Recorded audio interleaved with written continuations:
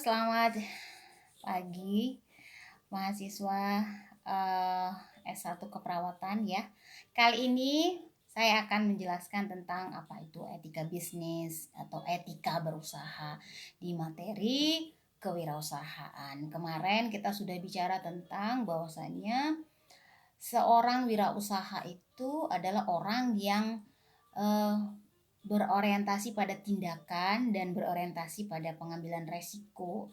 Nah, ini perlu kita ketahui bahwasannya seorang wirausaha selain dia juga cepat bertindak, terus mampu dia meminimalisir resiko dan juga mampu memilih resiko mana yang bisa diambil, dia juga harus punya etika. Jadi etika itu penting.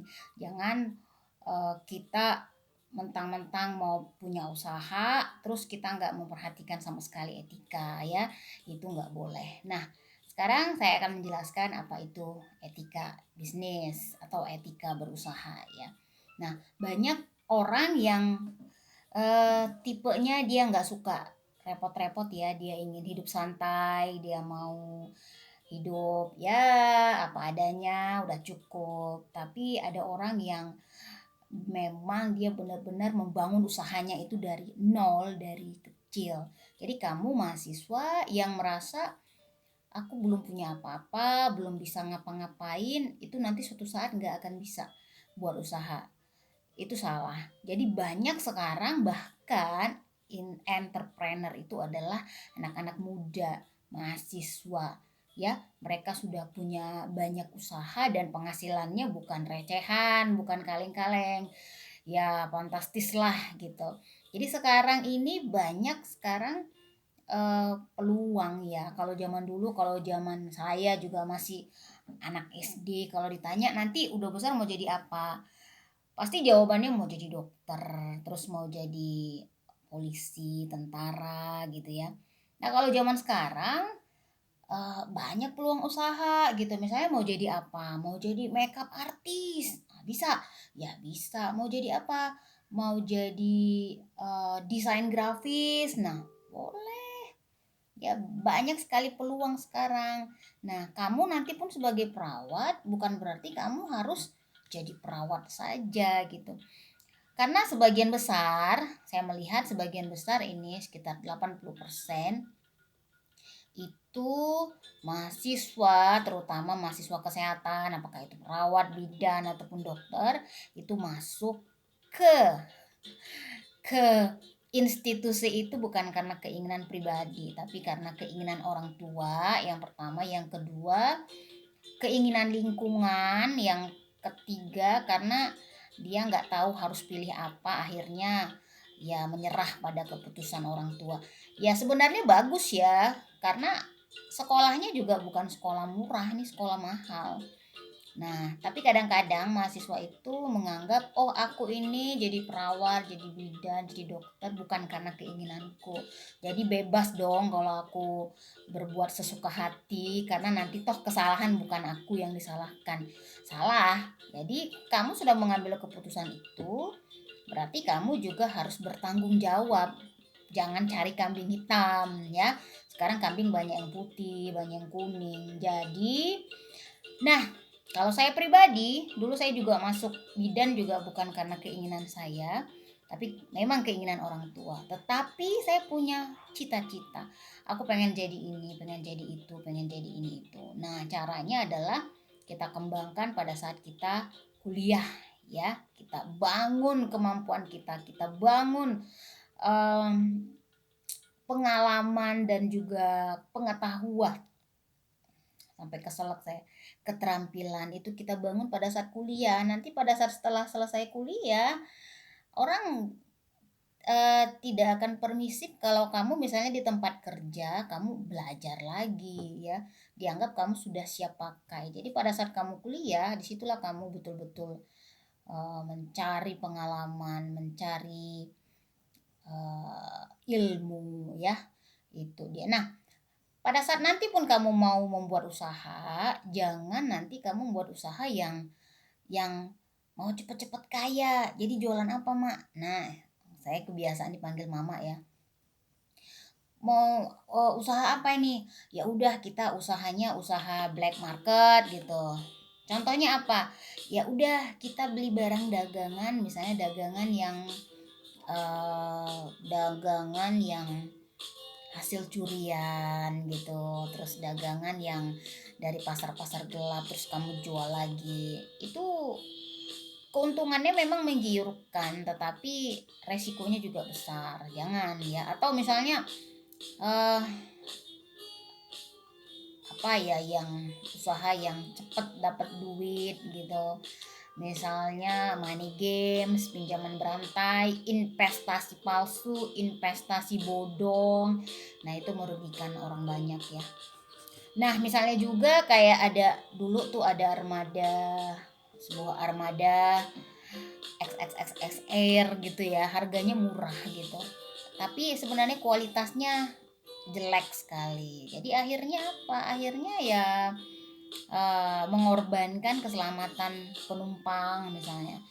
Memang sekarang ini masyarakat itu mencari mana yang paling harganya murah, tapi kualitasnya juga bagus. Jadi bukan ujuk-ujuk karena murah orang mau gitu. Biar murah, kualitasnya juga bagus. Nah, gimana caranya? Nah, inovasi lah. Kreatif lah kamu berpikir apa kira-kira usaha yang bisa kamu lakukan dengan cara yang seperti itu, ya. Nah, misalnya gini nih, mahasiswa. Mahasiswa ini banyak sekali ya, apalagi sekarang kan zamannya medsos, ada Facebook, ada Instagram, ada YouTube. Sekarang mahasiswa ini banyak sekali yang kreatif, misalnya buat konten kreator, dia membuat YouTube, akhirnya jadi YouTuber dan penghasilannya itu bisa dia dapatkan gitu, atau selebgram dengan followers yang banyak. Nah, tetapi yang saya ingin garis bawahi ya, kalau kita mencari sesuatu rezeki, pastikan kita juga harus beretika. Jadi jangan gara-gara kita mau nambah followers ya di Instagram atau di YouTube, kita membuat sensasi yang akhirnya melecehkan diri kita. Misalnya kalau perempuan tuh kan musim tuh di YouTube atau di TikTok lah atau di Instagram buka-buka aurat atau melecehkan nilai-nilai dan etika ya. Demi apa? Demi konten. Akhirnya supaya nambah subscriber ataupun follower, tapi dia melecehkan itu gitu. Jadi itu juga nggak bagus. Artinya kalau kita pun berusaha, tampilkanlah kita punya prestasi, bukan prestasi yang patut dibanggakan ya, bukan prestasi yang sebenarnya dilecehkan, tetapi gara-gara itu mungkin jadi viral gitu. Ya, jadi jangan juga lupakan nilai-nilai tertentu. Nah, misalnya gini, saya juga sering dapat penipuan ya. Saya juga menyelenggarakan workshop pelatihan. Sering tuh eh, ibu saya udah transfer gitu kan, terus harusnya biaya pelatihannya 2 juta tapi dia transfer 5 juta. Ibu mohon maaf, ternyata kelebihan ini kirimnya, tolong dong dikirim ulang sisanya, artinya 3 juta dari yang harus dia bayar 2 juta, itu 3 juta dikirim ulang gitu ke dia. Sebenarnya dia tidak transfer apapun, dia hanya edit, dia punya kemampuan edit grafis misalnya, stroke ATM itu, dan dia kirim ulang ke orang lain. Nah, pinter memang, tetapi pinternya itu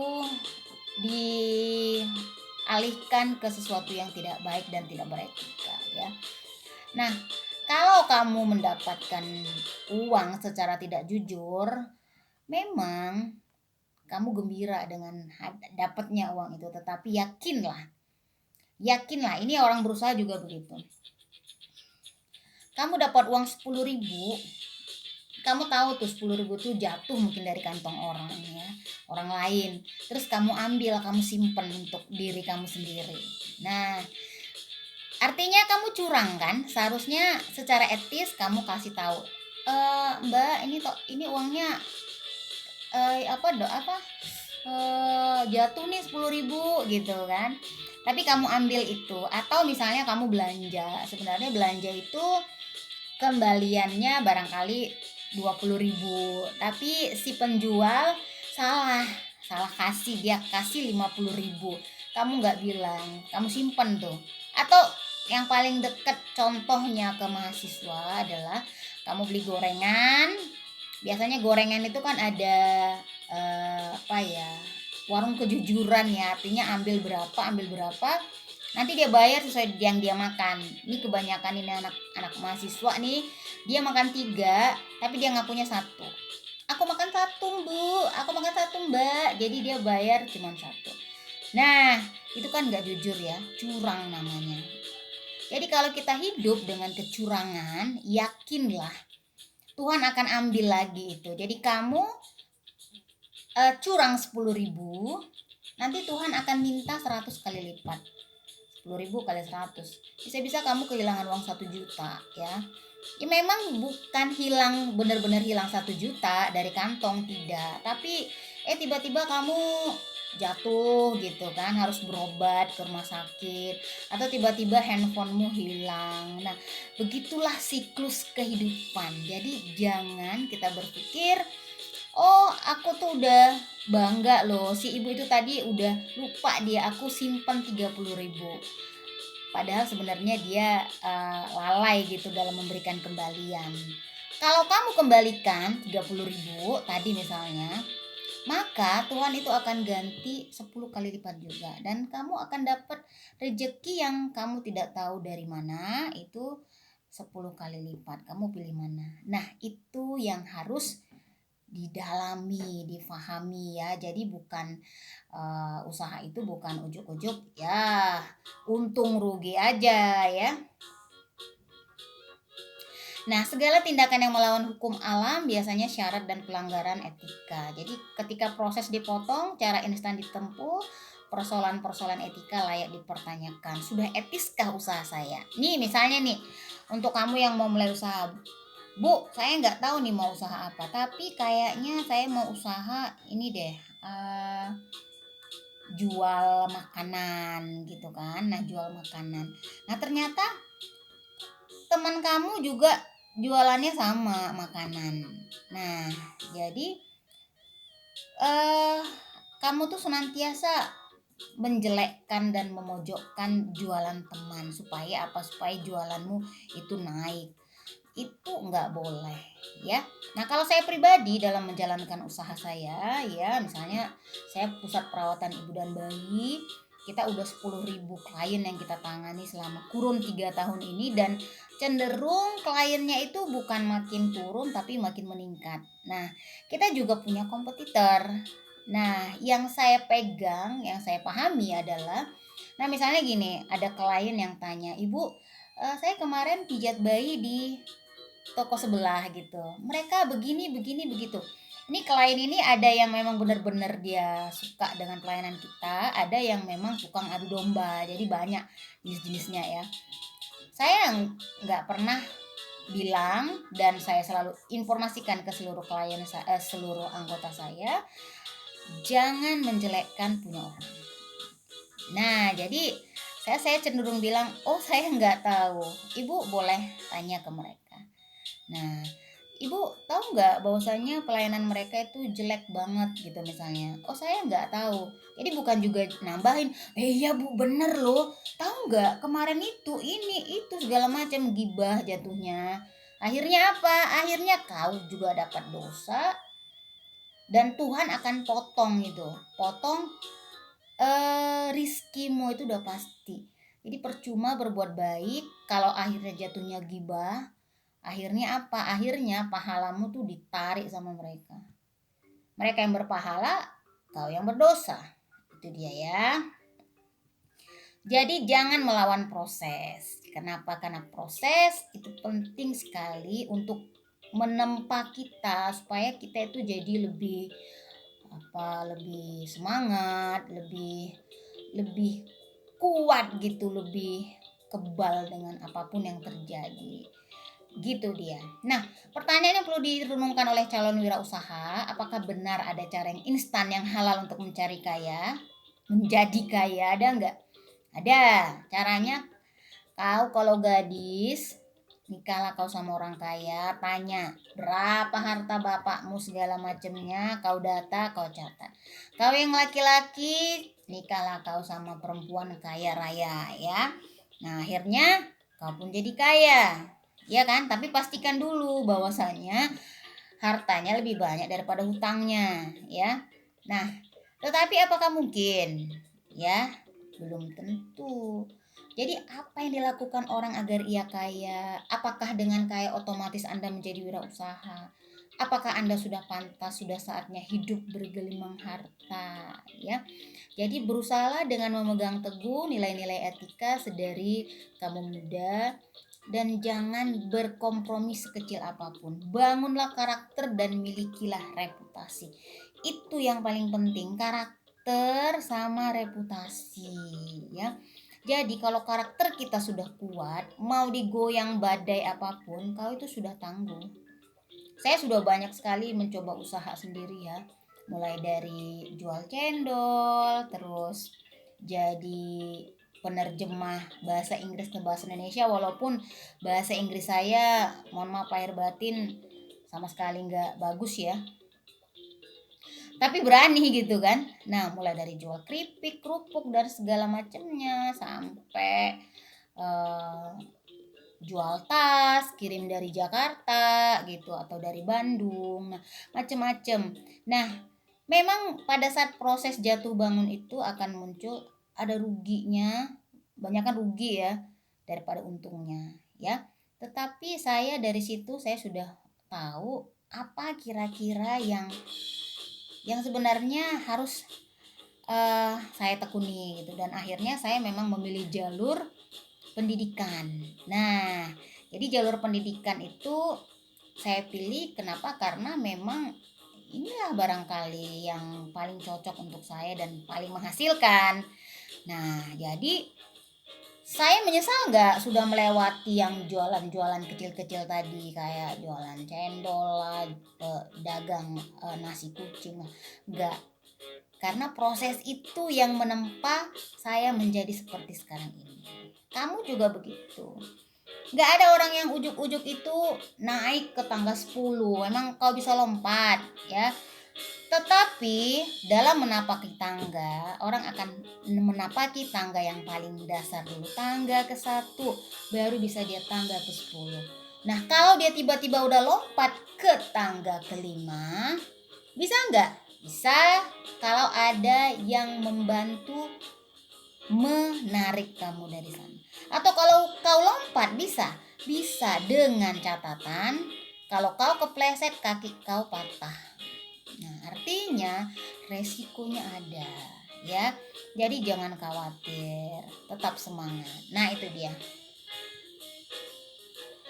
Nah, jadi pertanyaannya yang patut direnungkan, karena wirausaha itu bukan hanya untuk sehari 2 hari, setahun atau 2 tahun. Kewirausahaan adalah sebuah pilihan hidup yang melekat sepanjang seseorang. Kalau Anda terlalu emosi, serakah, ingin serba instan, bisa jadi bukan keberhasilan, tetapi cacian, peristiwa hukum dan penjara. Nah, benar.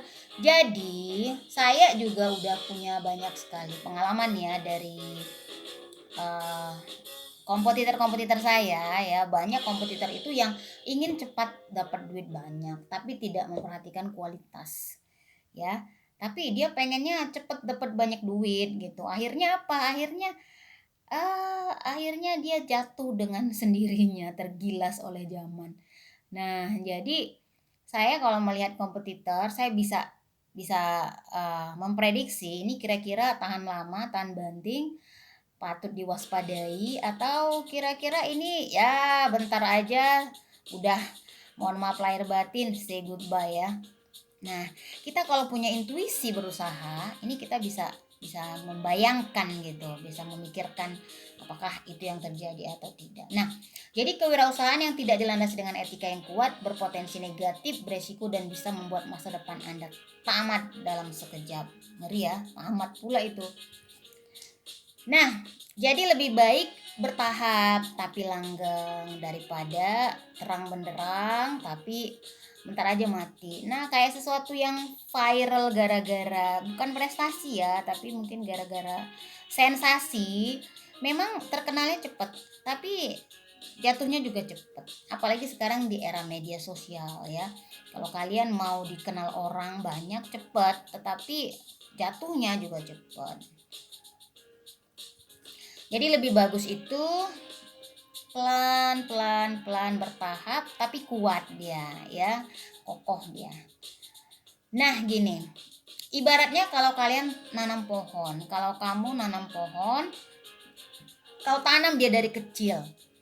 Jadi pohonnya itu akarnya itu akan menghujam ke tanah kokoh, daripada kau tanam pohon yang sudah besar, kau cangkul tanah, tanamkan itu, ya kan? Kena angin, tumbanglah. Akhirnya innalillahi wa inna ilaihi rajiun. Nah, bagaimana berbisnis dengan etis? Jadi berperilaku jujur dalam menjalankan aktivitas bisnis ini meliputi seluruh aspek dalam menjalankan usaha. Misalnya aspek produksi. Nah, kalau kita misalnya menjalankan usaha dengan eh, memproduksi suatu barang atau jasa. Barang ya, kita memproduksi makanan, pastikan makanan kita itu bagus, berkualitas. Dan kalau misalnya makanan kita itu ternyata kualitasnya kurang, diinformasikan ke pelanggan, ibu mohon maaf ini produk kita memang sedikit gosong ya bolunya, tetapi rasanya tidak berkurang. Nah, karena itu saya diskon sekitar 20%. Nah, itu pelanggan pasti lebih senang, lebih ada kejujuran kita dalam memberikan usaha.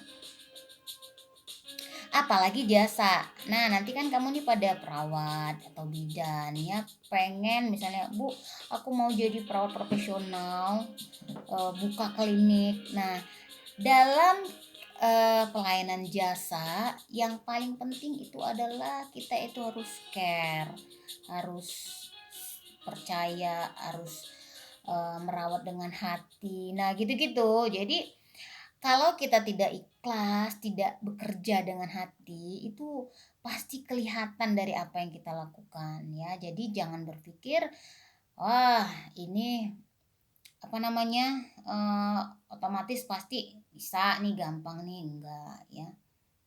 Nah jadi dalam berusaha itu kita juga harus memikirkan keuntungan bersama. Saya untung, kamu untung, lingkungan untung. Ya, jadi jangan pengen untung besar tapi hasilnya yang eh, hasilnya memang untungnya besar tetapi feedbacknya ke kita itu jelek ya. Jadi kita harus saling hormat, saling tahu, terus mencegah kerugian pihak lain, keterbukaan, adil dan sebagainya. Kemudian konsisten antara apa yang dilakukan dengan apa yang diucapkan. Jadi Anda perlu bekerja keras untuk menjadi contoh dan menjalankan hal-hal yang positif yang Anda ucapkan. Nah, pemahaman mengenai etika dalam berbisnis, jadi usaha yang langgeng itu adalah usaha yang dijunjung oleh nilai-nilai etika ya. Kemudian perusahaan yang tumbuh menjadi besar dimulai dari orang-orang biasa yang sedari awal itu memegang nilai moral dan etika. Nah, kita juga bekerja dengan orang lain, misalnya gini, saya membutuhkan mitra misalnya, ya. Nah, atau saya bekerja, saya mempunyai usaha, saya mempunyai anggota yang menjadi karyawan saya. Nah, ternyata si anggota ini tidak jujur gitu. Dalam ketidakjujurannya itu dia mendapatkan uang yang banyak gitu ya. Nah, dia mungkin pada saat itu dapatnya banyak, tetapi setelah itu saya nggak akan pakai dia lagi karena saya tahu dia tidak jujur. Artinya apa? Dia mendapat banyak tapi secara instan dan sebentar. Selanjutnya dia nggak akan dapat lagi ya, percuma ya. Nah, menjaga kepercayaan dan tidak sembarangan dalam berkata-kata dan bertindak itu penting sekali ya. Dan bekerja dengan tata nilai ya, bekerja dengan kekeluargaan dan jujur dan bermartabat dan lain-lain sebagainya. Nah, apa etika itu? Yaitu suatu pedoman untuk mendapatkan hidup yang bernilai dan bermartabat. Jadi etika memberikan petunjuk tindakan-tindakan apa yang benar dan apa yang salah. Menurut The World Encyclopedia, etika mengajukan pertanyaan-pertanyaan tentang benar dan salah dengan menggunakan metode reasoning, bukan benar, salah menurut kepercayaan atau tradisi. Nah, oleh karena itu selalu ada reason, alasan mengapa kita harus memegang teguh etika. Ya, perhatikan pernyataan-pernyataan berikut dan lihatlah apa yang Anda lakukan. Misalnya, saya mengatakan kepada karyawan saya, ya, "Hai, kamu, kau datang tepat waktu ya." Nah, terus yang saya lakukan, saya datang tepat waktu. Yang mereka lakukan, mereka juga datang tepat waktu. Misalnya lagi, saya bilang ke anggota saya, kalian harus bersikap positif. Ternyata saya menunjukkan sikap positif dan mereka akan berperilaku positif. Nah, jadi apa yang kita ucapkan, kita konsisten, itu akan diikuti oleh anggota ataupun karyawan kita di bawah. Nah, bedakan kalau misalnya saya bilang ke karyawan, kau datang tepat waktu ya ke kantor, tetapi saya selalu terlambat. Nah, ternyata hasil yang saya dapatkan, ada karyawan yang datang tepat waktu dan yang lainnya tidak. Ya, pasti mereka bilang, ibu itu aja datangnya lama, disuruhnya pula kita datang cepat-cepat. Nah, itu dia. Nah, jadi kalau kita ingin menerapkan etika pada usaha kita, kita juga harus menerapkan etika itu pada diri kita sendiri. Ya, baru kita tularkan ke yang lain, baru kita aplikasikan dalam setiap usaha kita. Jadi gini, jadi kalau misalnya kamu tidak mau ditipu orang, ya jangan menipu. Nah, karena nanti itu pasti akan terjadi. Kamu menipu orang lain dalam berusaha dan mereka juga akan menipu. Kamu berbuat baik pada orang lain, pasti walaupun orang itu yang bukan membalas langsung, pasti Tuhan akan membalas, mungkin melalui tangan orang lain. Ya. Nah, nanti kamu bisa baca slide saya. Memang slide itu hak ciptanya ada di Dr. Siswoyo atau siapa ya. Ya, saya juga ambil dari Google. Zaman sekarang enak ya, ambil dari Google, tetapi saya yakin penjelasannya pasti sangat-sangat berbeda ya. Mudah-mudahan bermanfaat. Thank you. Jangan lupa dengerin sampai habis, nanti tulis absensi di komen di bawah ya, supaya saya tahu nanti siapa yang hadir siapa yang enggak. Oke, thank you. Bye bye. Assalamualaikum.